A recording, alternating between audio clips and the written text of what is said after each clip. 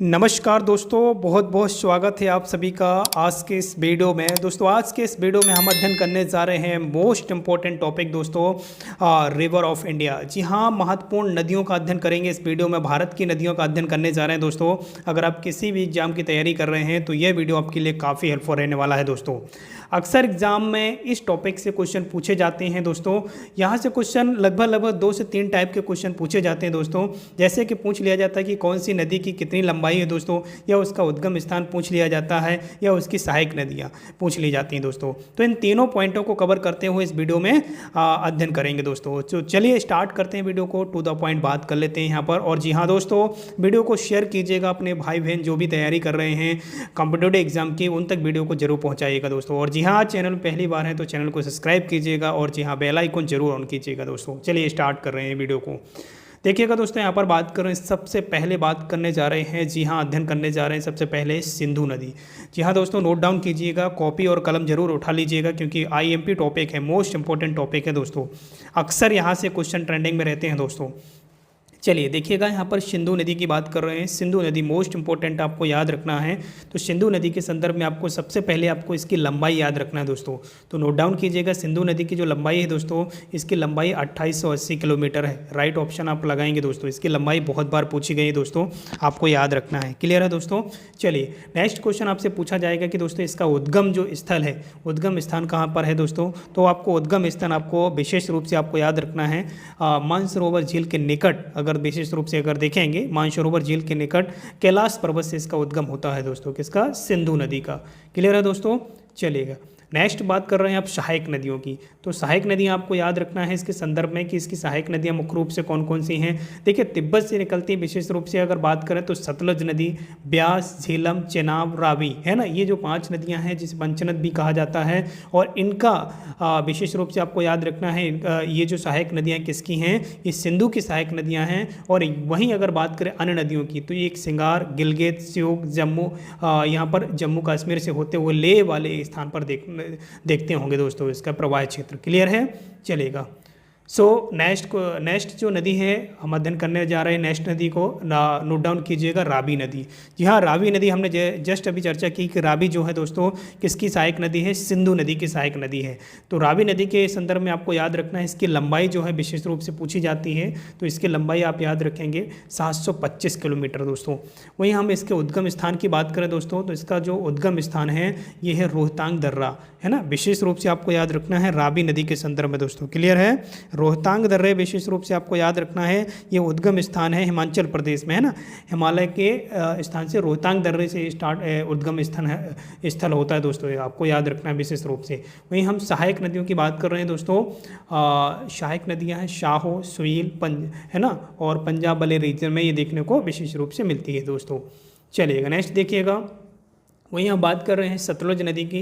तो सतलज जो नदी है दोस्तों विशेष रूप से आप याद रखेंगे, इसकी जो लंबाई है ये विशेष रूप से लंबाई इसकी याद रखेंगे आप 1440 किलोमीटर आप याद रखेंगे। मुख्य रूप से आप अगर विशेष रूप से लंबाई याद रखेंगे तो लंबाई के संदर्भ में 1440 किलोमीटर आप याद रखिएगा।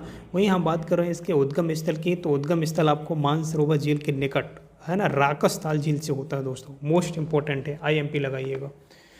सो नेक्स्ट यहाँ पर ध्यान दे रहे हैं कि इसकी जो सहायक नदियाँ हैं दोस्तों, नोट डाउन कीजिएगा, इसकी जो सहायक नदियाँ हैं मुख्य रूप से अगर बात करें इसकी सहायक नदियों की तो ब्यास, स्पीति, है ना, बाजपा, हिमाचल प्रदेश और पंजाब वाले एरिया में इसका प्रवाह मुख्य रूप से प्रवाह क्षेत्र देखने को मिलता है दोस्तों। चलिए वहीं हम बात कर रहे हैं झेलम की, जो सिंधु की प्रमुख सहायक नदी है, विशेष रूप से आपको याद रखना है। तो इसकी जो लंबाई है दोस्तों, अगर लंबाई की बात करें दोस्तों तो इसकी लंबाई आपको याद रखना है 720 किलोमीटर है। और इसका जो उद्गम स्थल है दोस्तों, इसका भी उद्गम स्थल आपको याद रखना है शेषनाग झील, है ना। जम्मू कश्मीर के आसपास अगर देखेंगे तो शेषनाग झील विशेष रूप से आपको याद रखना है।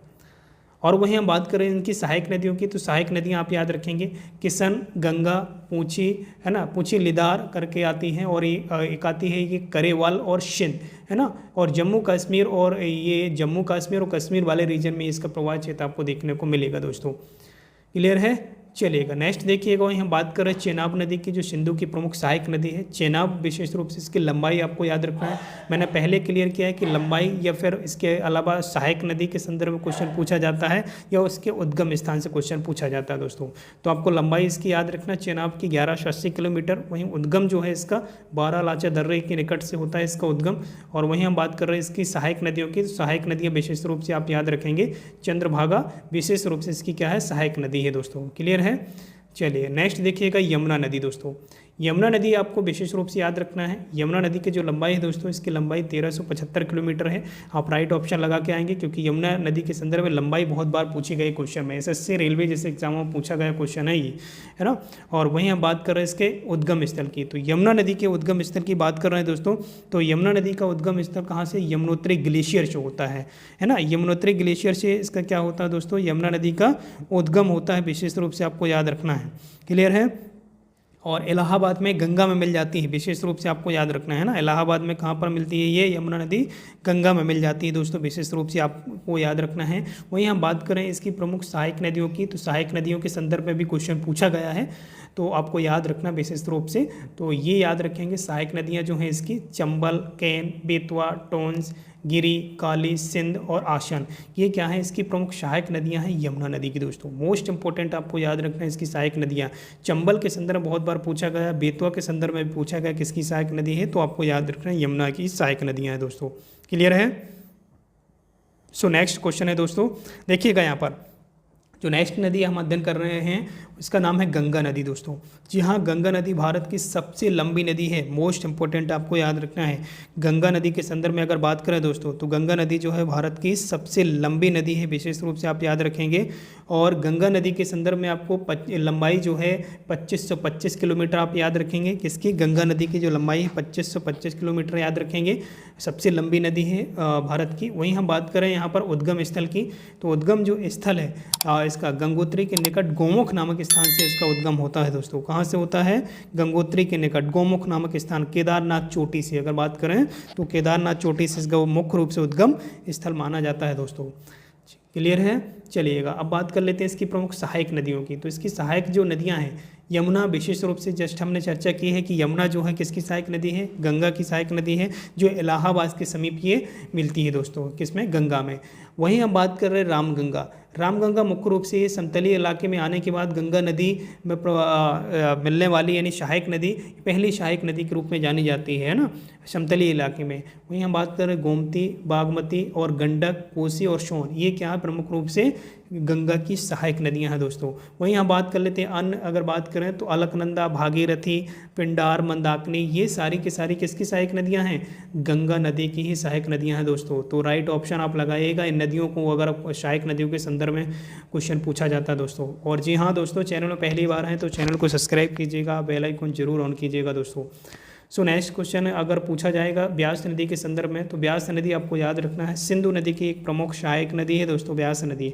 वहीं हम बात कर रहे हैं यहाँ पर किसकी लंबाई की, तो इसकी लंबाई आपको 470 किलोमीटर आपको याद रखना है। क्लियर है। वहीं हम बात कर रहे हैं इसके उद्गम स्थल से, तो उद्गम स्थल के संदर्भ में अगर क्वेश्चन पूछा जाता है तो रोहतांग दर्रा, ब्यास नदी के संदर्भ में क्वेश्चन पूछा जाता है तो इसका जो उद्गम है रोहतांग दर्रे से होता है दोस्तों, विशेष रूप से आपको याद रखना है। और हर के पास सतलज नदी में क्या हो जाता है, इसका संगम हो जाता है। क्लियर है।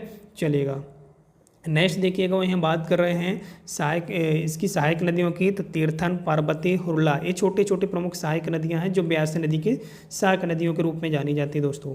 चलिए अब बात कर रहे हैं रामगंगा नदी। जी हाँ, हमने बात की थी अभी कि रामगंगा जो नदी है दोस्तों, ये पहली नदी है जो समतल इलाके में आने के बाद गंगा में क्या करती है, सहायक के रूप में, सहायक नदी के रूप में जानी जाती है। सो गंगा नदी जो है विशेष रूप से गंगा नदी की सहायक नदी है रामगंगा नदी, है ना।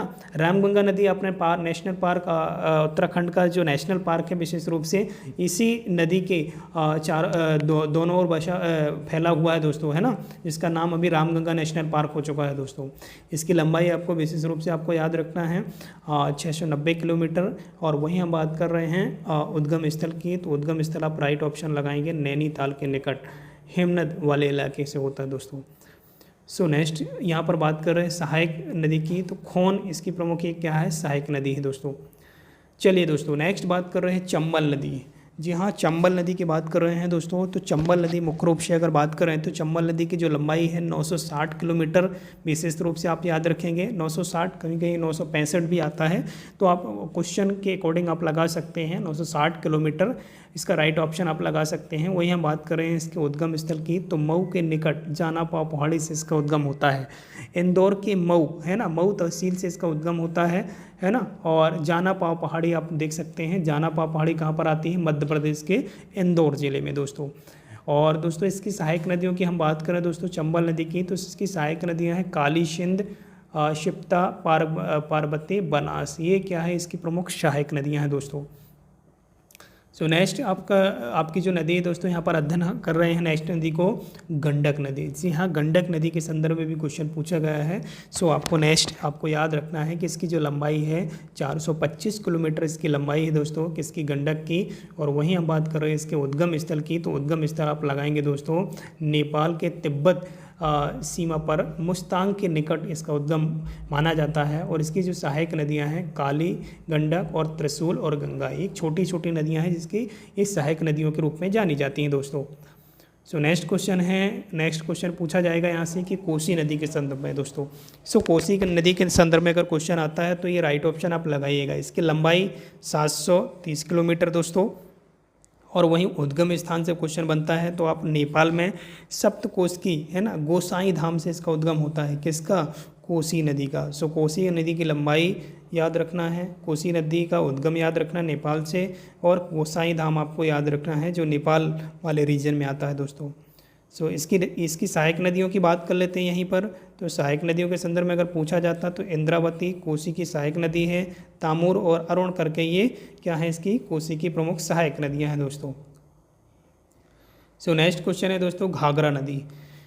घाघरा नदी के संदर्भ में आपको याद रखना है, घाघरा नदी विशेष रूप से आप याद रखेंगे जो इसकी लंबाई है ये याद रखेंगे 1080 किलोमीटर।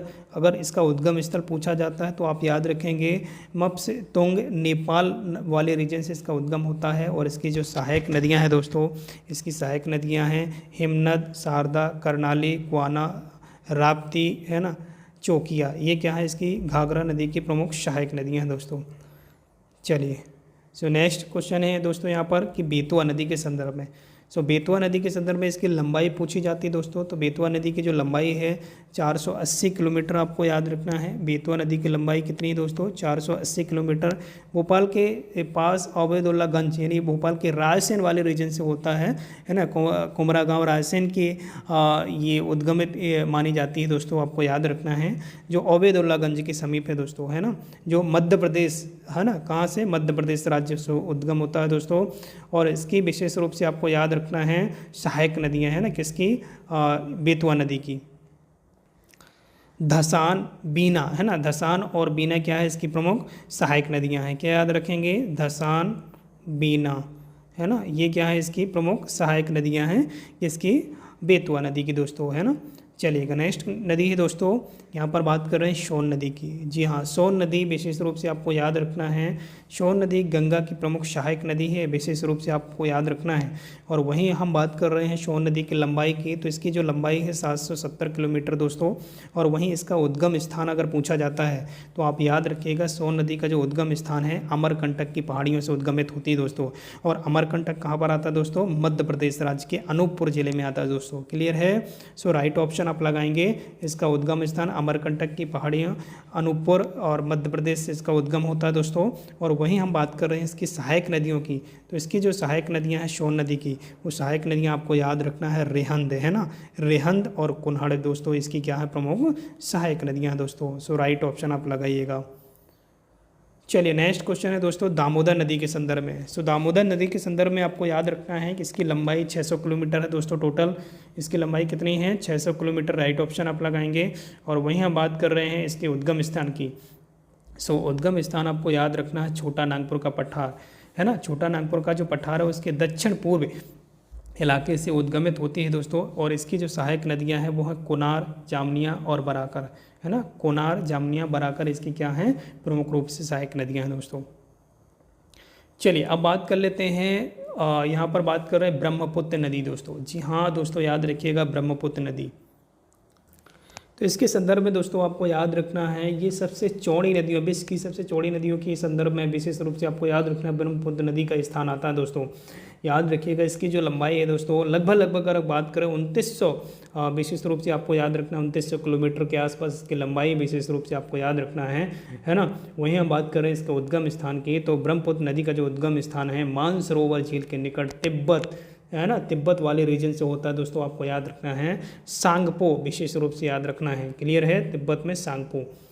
चलिएगा नेक्स्ट देखिएगा, वहीं हम बात कर रहे हैं इसकी सहायक नदियों की। तो इसकी जो सहायक नदियां हैं घनसरी, कापिली, है ना, सुवंसिती, मानस, लोहित, ये क्या है इसकी प्रमुख रूप से ब्रह्मपुत्र नदी की क्या हैं, सहायक नदियां हैं, है ना, विशेष रूप से आपको याद रखना है। चलिए नेक्स्ट यहाँ पर बात कर रहे हैं नोवा, पद्मा और दिहांग, इसकी प्रमुख क्या है, ब्रह्मपुत्र की सहायक नदियाँ हैं दोस्तों, तो आप याद रखेंगे, क्लियर है। चलिएगा नेक्स्ट है दोस्तों कृष्णा नदी। जी हाँ, कृष्णा नदी के संदर्भ में आपको याद रखना है, नोट डाउन कीजिएगा, इसकी जो लंबाई है 1290 किलोमीटर है दोस्तों, याद रखिएगा। वहीं हम बात कर रहे हैं इसके उद्गम स्थान की, तो महाबलेश्वर के निकट इसका उद्गम स्थान माना जाता है कृष्णा नदी का।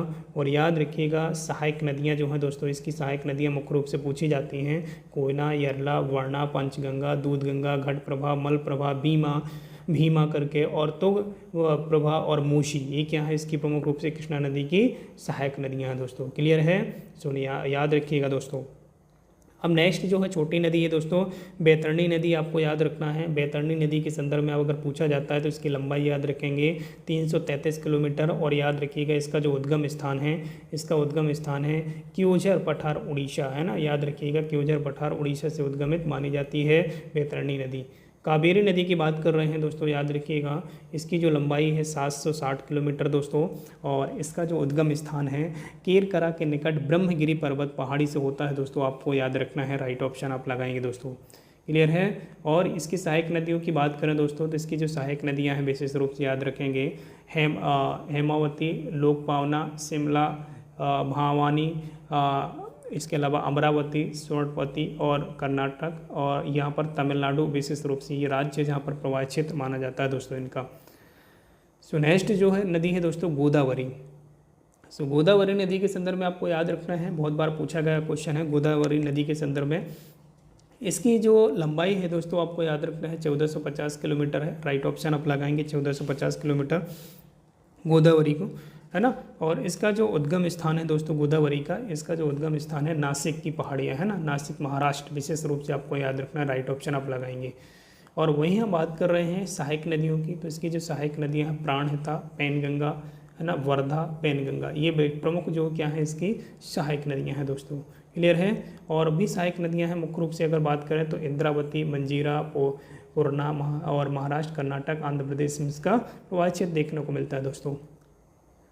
नेक्स्ट जो नदी है दोस्तों महानदी की बात कर रहे हैं। महानदी जो है विशेष रूप से इसकी लंबाई आप याद रखेंगे 890 किलोमीटर, राइट ऑप्शन आप लगा के आएंगे एग्जाम में। इसका उद्गम स्थान सिहावा के निकट रायपुर से होता है दोस्तों, है ना, रायपुर छत्तीसगढ़ विशेष रूप से आपको याद रखना है।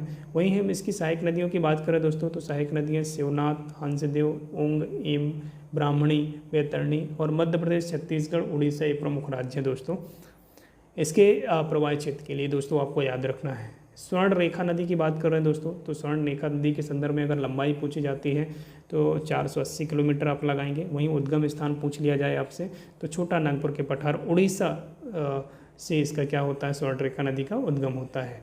अब बात कर रहे हैं दोस्तों मध्य प्रदेश की जीवन रेखा कही जाने वाली नर्मदा नदी। जी हाँ दोस्तों, नर्मदा नदी जिसे नमोदास भी कहा जाता है ना, विशेष रूप से रेवा भी कहा जाता है, तो आपको याद रखना है नर्मदा नदी के बहुत अनेक सारे नाम हैं। अनेक विद्वानों ने अलग अलग नामों को से इसका उल्लेख किया है, तो आपको याद रखना नर्मदा नदी को नमोदास, रेवा, है ना। और यहाँ पर बात करें नर्मदा नदी के सबसे पहले उद्गम स्थान की, तो उद्गम स्थान आपको याद रखना है मध्य प्रदेश के, आपको याद रखना है मध्य प्रदेश के अमरकंटक, है ना, सतपुड़ा पर्वत से इसका क्या होता है दोस्तों उद्गम स्थान माना जाता है। अमरकंटक अनूपपुर जिले में आता है दोस्तों मध्य प्रदेश के। और याद रखिएगा इसकी जो लंबाई है 13-12 किलोमीटर, आपको याद रखना टोटल लंबाई की बात कर रहे हैं 13-12 किलोमीटर है इसकी लंबाई। और इसकी जो सहायक नदियां हैं अगर हम बात करें तो प्रमुख रूप से सहायक नदियों की बात कर लेते हैं यहाँ पर कि शक्कर, दूधी, बंजर, हिरन, हथनी, प्रमुख रूप से इसकी क्या है ये सहायक नदियाँ हैं, और जिसे मध्य प्रदेश की जीवन रेखा कहा जाता है नर्मदा नदी को दोस्तों। क्लियर है दोस्तों। यहाँ पर हमने बात किया है भारत की उन प्रमुख नदियों को जो एग्ज़ाम में बार बार ट्रेंडिंग में रहती हैं दोस्तों। और जी हाँ, वीडियो पसंद आता है तो वीडियो को लाइक ज़रूर कीजिएगा, चैनल में पहली बार है तो सब्सक्राइब कीजिएगा। मिलते हैं नेक्स्ट वीडियो में इसी तरह के, तब तक के लिए जय हिंद, जय संविधान।